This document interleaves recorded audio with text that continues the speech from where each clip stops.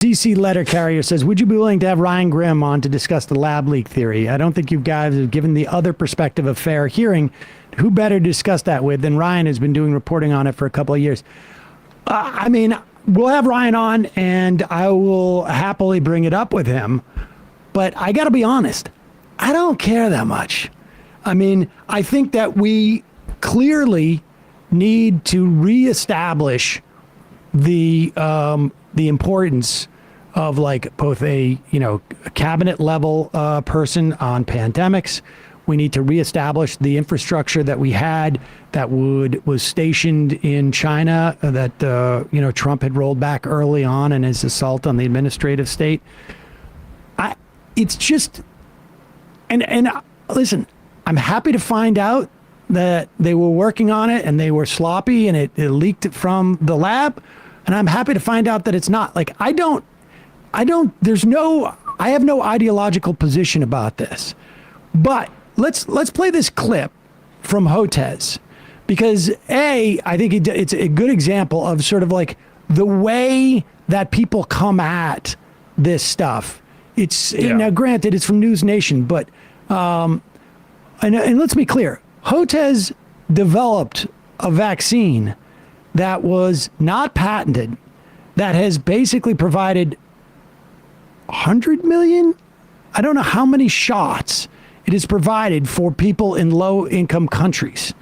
And like every nefarious thing that you could say about the drug industry and why they developed the vaccine is completely inoperable when you talk about this guy. Now, I know that Bobby Kennedy had an issue with him because Hotez has a child with autism and refuted Kennedy's assertion that it was from vaccines.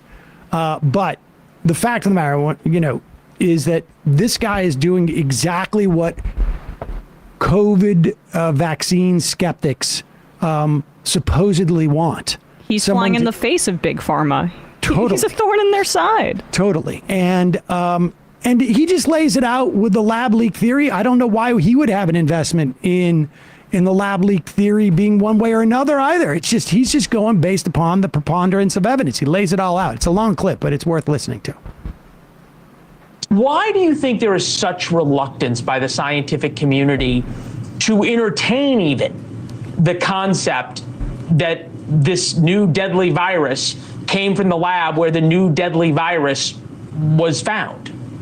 Oh, I think the scientific community is always entertained it, but the overwhelming evidence over the last 3 years since the start of the pandemic has clearly shown widespread support for another narrative, and that is COVID-19 began just like the original SARS did, severe acute respiratory syndrome, which is a coronavirus that emerged out of southern China in the wet markets in 2002, similar to Middle Eastern respiratory syndrome, another coronavirus that emerged out of the Arabian Peninsula, both from bats.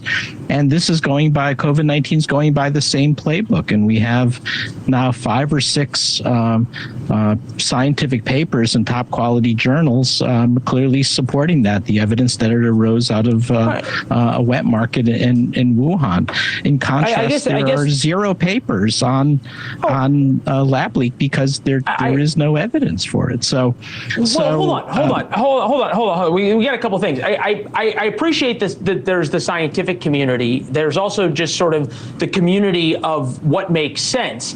The U.S. intelligence community believes that the first 3 can we just stop and just go back 20 seconds? Because I think there's the scientific community, but there's also the community of just what makes sense. Who is this guy? Leland Vittert. He's a former Fox anchor, Fox News reporter and anchor who came over to NewsNation. Shocker. NewsNation is like the island of misfit anchors who have left to other networks. Chris Cuomo. This is really, Shep impressive. Smith. Like, it really is impressive that a guy could actually, someone who's able to tie his tie, which presumably he does, and goes to work every day, can say, well, there's the scientific community, then there's the community of just what makes sense. And kind of to the point of like, what is the actual significance of this? It sort of collapses two different things, which is like, was it a lab leak because they were actually just trying to study these diseases, which are becoming more and more frequent as sort of society encroaches into different parts of nature, or was it some sort of nefarious, constructed virus meant to kill a bunch of people? Those both exist among the lab leak theoreticians. It's also amazing. This guy's about to espouse something that is absolutely wrong. There's been about the supposed scientists who had COVID in 2019. But Right. let's Well, continue. he and Just his listen to this. It's Mitt just Romney amazing. hair. Same exact for it. haircut. So Well, hold on. We got a couple things. I appreciate this, that there's the scientific community. There's also just sort of the community of what makes sense. The U.S. intelligence community believes that the first 3 people to have COVID-19 in its current form, cases 1, 2, and 3, were scientists inside this lab. Did they all go to the wet market and eat the same bat? No. The U.S. intelligence community said exactly the opposite, that those 3 individuals, that's now debunked, and there is no evidence that they had COVID-19, where it clearly arose from the wet market. So, I mean, it's really important that you look closely at the sources of information. So the U.S. intelligence report clearly overwhelmingly supports the natural origins of COVID-19, just like SARS and MERS. The National Intelligence Council, Natural Exposure, the FBI, and the Department of Energy, laboratory-associated incident was the most likely cause. CIA unable to determine the precise And just origin. be clear, I don't know if he's going to say this. I can't remember, but the FBI, that was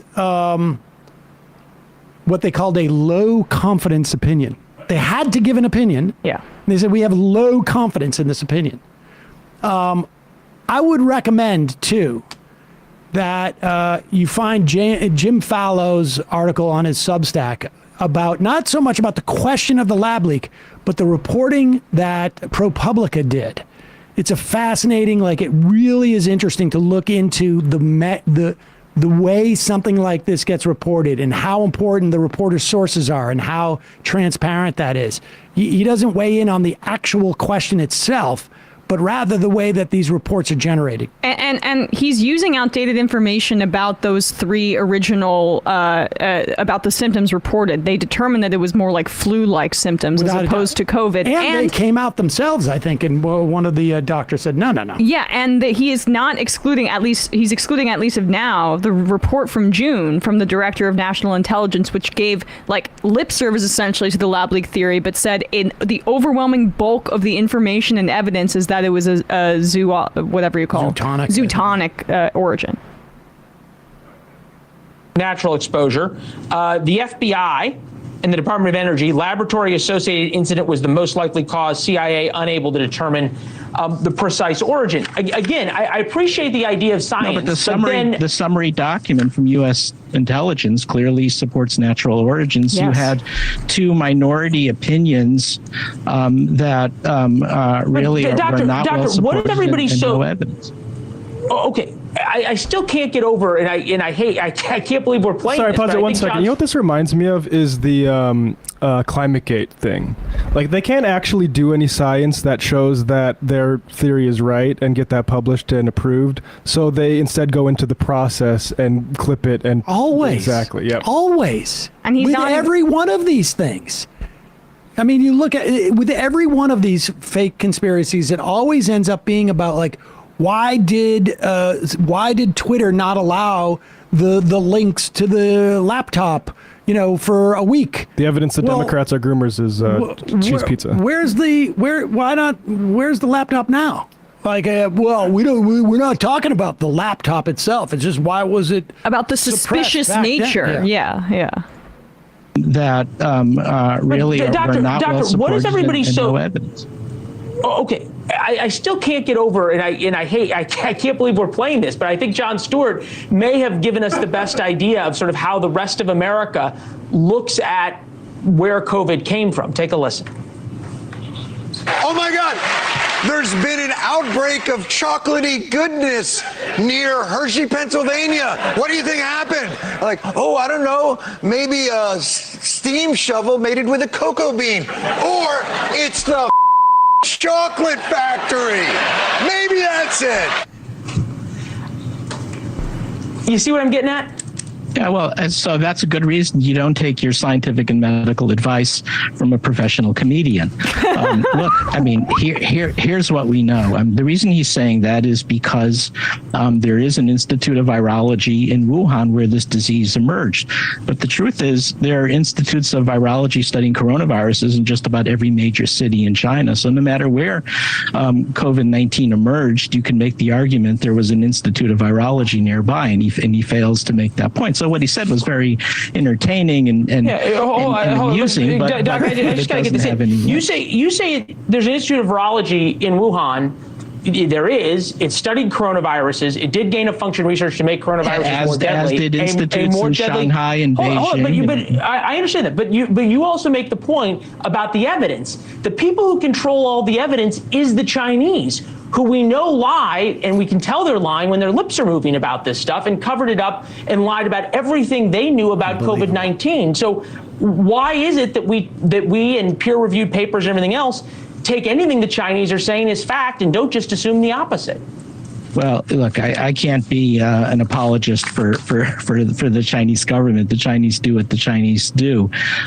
So I'm not saying that it's clearly we do need more transparency from the Chinese. And one of the things that I've been saying is, look, we've had COVID-19 as our third major coronavirus of the 21st century.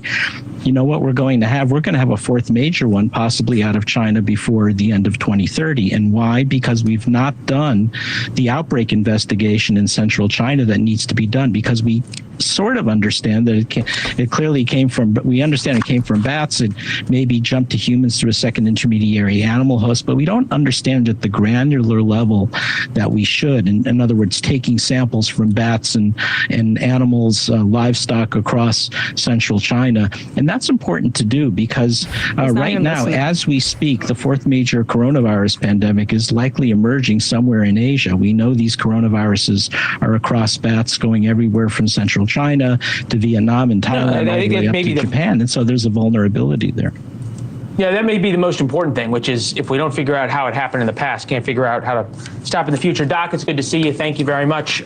Unbelievable. But the best way to pursue that would be it's one thing for the scientific community, but what about the common sense community? Yeah, I mean, what about doing that? He just falls back on just like China's scary and can you really trust Chinese people? That's literally what everything is in terms of like the underbelly of this kind of line of inquiry. And he doesn't even listen. You can, I mean, this is a C team, D team kind of like problem. I mean, camera situation or what do you call news channel, right? So like they don't know to cut away when he's looking at his notes, but he doesn't give a crap about what he's saying about the scientific explanation. It's just for anti-China hawkery. That's it.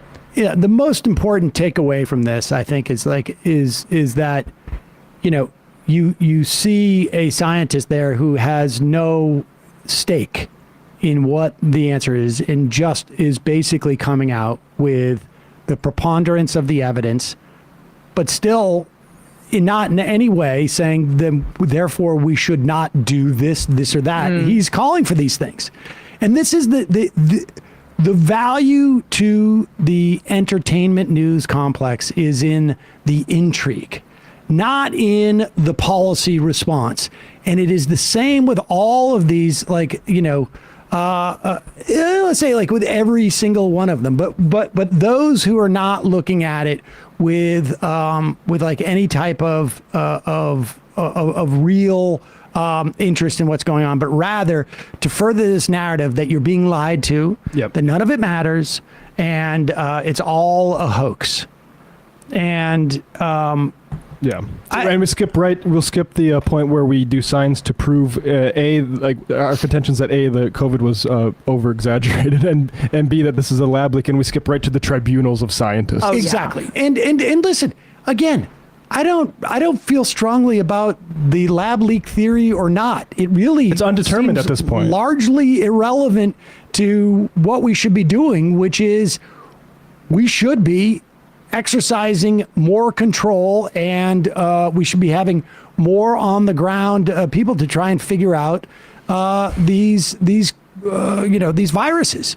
And I think ultimately there's value in finding out what happened, and it should continue in due course. But the idea that it's being sort of like politicized is not helpful. I don't. I mean, it's and the Decoding the Gurus podcast did a really long talk with a bunch of these scientists, including Christian Anderson, who's in the one of the emails that I think Grimm's talking about a lot lately. And you can hear it then, but like. And they do grant that like both nations, but China has put pressure onto like certain like investigations, but like the scientists are actually working with that, and they have colleagues within China who are fighting that too. And so when you collapse all of that actual stuff into it's just like basically it's like a Charles Murray type argument. You can't actually there's nothing actually there, but you go to it's being censored. Right.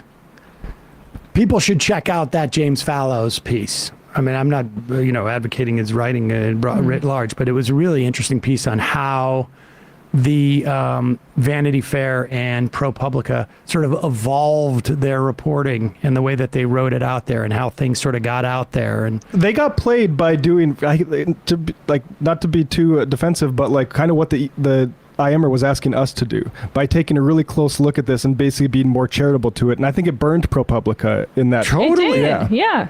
They had to correct themselves. Totally.